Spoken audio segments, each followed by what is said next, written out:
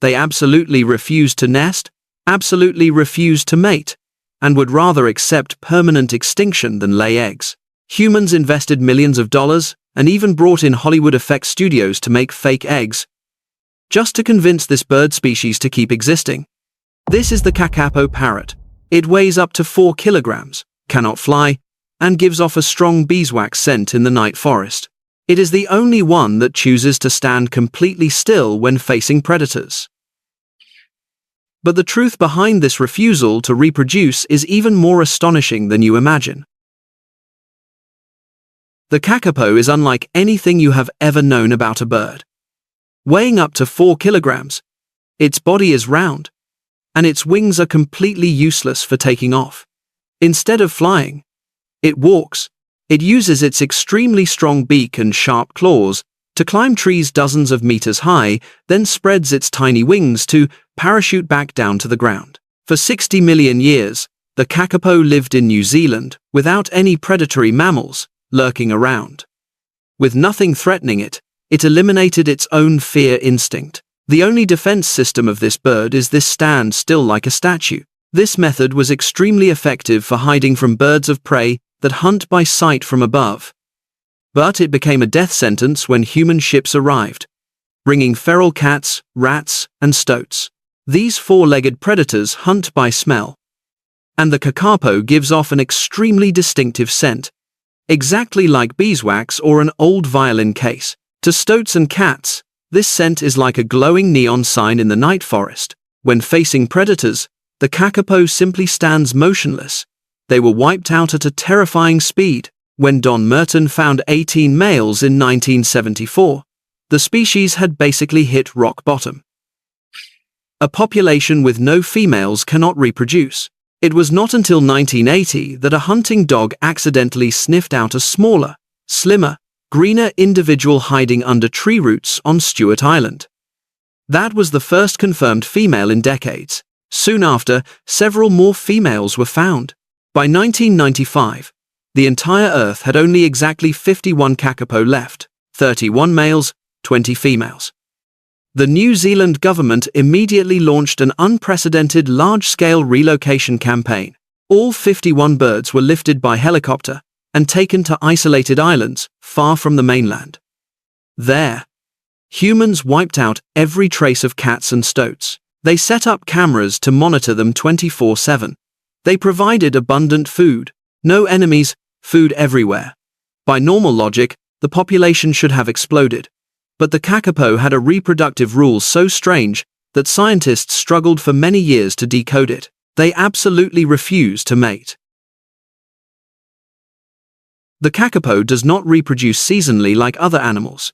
Its mating behavior consumes a huge amount of energy. In summer, the males walk for kilometers up to hilltops. They dig bowl-shaped hollows in the ground, sit inside them, inflate their bodies like balloons, and produce a deep booming call. This sound has such a low frequency that it travels through tree lines and can be heard up to 5 kilometers away. The male sits in the hollow, calling continuously for 8 hours every night for 3 to 4 months straight, until he loses half his body weight. He waits for the female to come, but the female will only come under one extremely strict condition: when the Rimu tree fruits. Rimu is an ancient conifer that can live up to 500 years. Only once every 2 to 6 years does this tree produce a mass fruiting event. Female kakapo inspect the Rimu branches. If they do not find enough fruit, they ignore the male's call and refuse to nest. At first, the conservation team thought this was only a response to food quantity. They created a series of premium artificial food formulas and filled feeding troughs across the island. The birds ate happily, became fat, and looked healthy. But they still did not lay eggs. It was not until 2015 that a breakthrough study decoded this stubbornness. Rimu fruit is not just food. It contains exactly 8.4 milligrams of calcium per gram of dry matter, the perfect number for making eggshells. More importantly, Rimu fruit contains a large amount of vitamin D3. This discovery turned biology upside down, because before that, science was certain that vitamin D3 could only be synthesized by animals, and that plants could not do it. The Rimu tree is a rare exception. For the female kakapo, eating Rimu fruit is the physiological switch at the molecular level. Without the special calcium and vitamin D3 levels from Rimu fruit, the female body cannot activate ovulation. No artificial food can do this, because humans did not even know what they were missing. After discovering this secret, the conservation team prepared for a major boost. In 2002, the Rimu trees fruited heavily on Codfish Island. The golden opportunity had arrived. They rushed to provide supplemental food for all females, ensuring that they reached peak physical condition to lay as many eggs as possible. The number of eggs did indeed surge, but when the chicks hatched, the conservationists looked at the result and froze.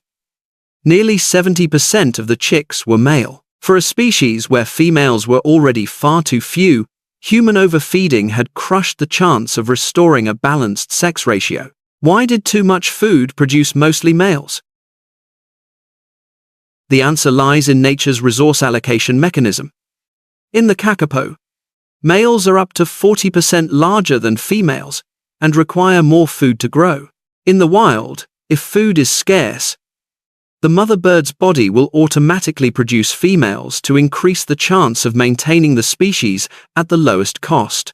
When humans stuffed them with too much premium food, the mother bird's body received this signal: the environment is extremely abundant.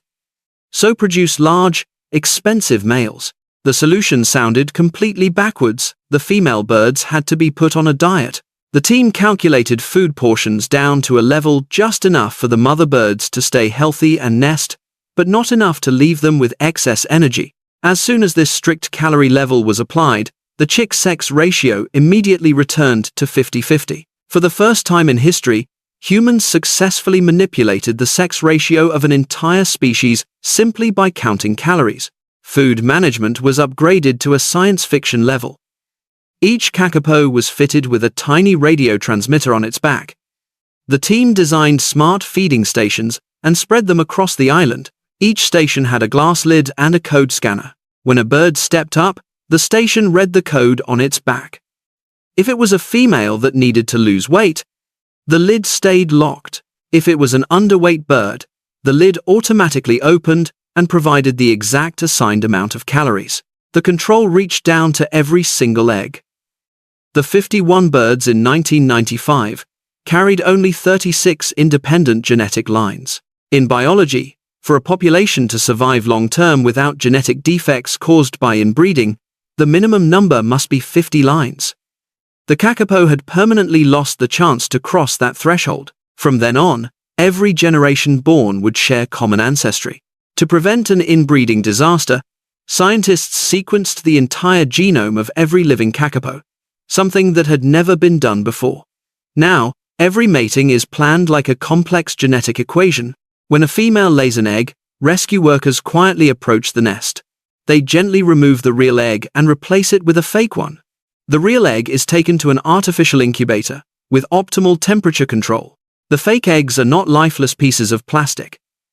They were custom-made by Weta Workshop, the same film effects studio that created props for the blockbuster The Lord of the Rings. The eggs are 3D printed, with weight accurate down to each gram. Inside each fake egg is a tiny speaker.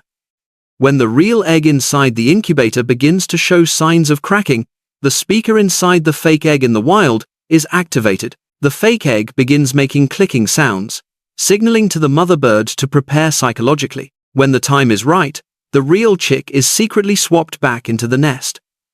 The mother bird lovingly accepts her chick without ever knowing that high technology has intervened. Thanks to this technique, the successful hatching rate surged. Everything seemed to be moving into a perfect orbit. The 2019 breeding season broke every record, with 73 chicks fledging. But nature always knows how to find the most fatal weakness. Just as they were celebrating a new record, tragedy struck. A mold called aspergillosis appeared on Codfish Island. The spores of this fungus floated everywhere in the air. For a normal, healthy organism, the immune system could easily clear them away. But the kakapo, with their poor genetic diversity and increasingly crowded nesting density, suddenly became weak targets with almost no resistance. 21 birds were infected with the fungus. Within a short time, 9 birds died, including both mother birds and chicks. The entire team panicked. An unprecedented emergency evacuation took place. Rescue workers flew 51 sick birds straight onto helicopters and brought them to the mainland for emergency treatment using the most advanced veterinary technology. Ironically, 51 was exactly the total population number in 1995. The disease was brought under control, but it threw one chilling truth in humanity's face: gathering an entire species onto a few isolated islands was not protection, but putting all the eggs in one basket. One strange pathogen, or one wildfire, would be enough to turn 30 years of effort into ash within a single week. They were forced to open the riskiest backup plan, bringing the kakapo back to mainland New Zealand. In 2023, a group of 20 males was transferred to the Maunga Mountain Sanctuary. Surrounding this area is a steel fence 50 kilometers long and 1.8 meters high, carefully designed so that not a single stoat or cat could get through. Humans believed this giant steel cage was untouchable. But they forgot one thing: kakapo are expert climbers. In the very first days, 6 out of the first 10 birds used their steel-hard beaks and powerful claws to calmly climb up the 1.8-meter metal mesh, cross the fence, and escape into the dangerous wild world outside. Conservation workers had to rush around to catch them again. The fence had to be torn apart and redesigned. That act of climbing over the fence is the perfect miniature image of the entire 30-year journey. Humans build a system. The bird breaks it. The team has to change. The bird then points out the next boundary.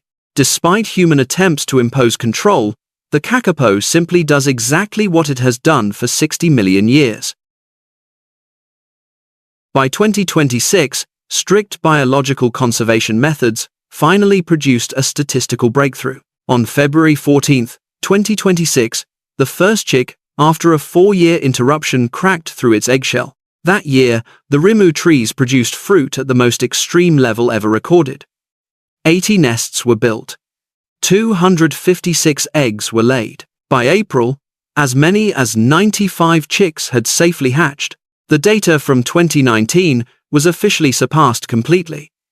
And the New Zealand Department of Conservation confirmed that 2026 was the most successful breeding cycle in the history of managing the species. But this miracle did not suddenly fall from the sky. In 1995, Earth had only 20 females. Today, thanks to 31 years of patiently controlling every gram of calories, recording every DNA sequence, and swapping every fake egg, the population now has 83 females of breeding age, more than 4 times higher than at the beginning of the project. The current total kakapo population has reached 236 individuals. An astonishing recovery. Every bird has its own name. Its weight is continuously updated through a server. Its genetic origin is tracked in more detail than any human medical record. The current kakapo rescue model has become a system standard in global conservation, used as foundational data for hundreds of ecological restoration campaigns across islands around the world. But if you look closely at the 236 individuals today, this achievement was built on one single principle: this bird fiercely refused every form of imposition. They refused to lay eggs until humans understood the effect of vitamin D3 in Rimu fruit. They produced the wrong sex ratio until humans learned to respect natural calorie levels. They climbed over metal fences to demand a truly suitable space. In January 2026, the program management announced a new strategic direction. For 3 decades, humans had applied micromanagement measures, intervening deeply in the bird's life cycle to maintain survival rates. Now, as population indicators have recovered steadily, the next goal is to gradually reduce direct intervention, remove the radio transmitters, and create conditions for these individuals to fully reintegrate into the wild environment. The recovery journey of the kakapo population is a real-world study of the ecological interaction between humans and the natural world. Conservation is not simply the application of technical formulas onto a living creature. Instead, understanding the species' unique biological laws and patiently analyzing feedback from the environment is the core method. In many cases, to save a species from the risk of extinction, science must adjust human intervention itself so that it fits the natural evolutionary rules of that species.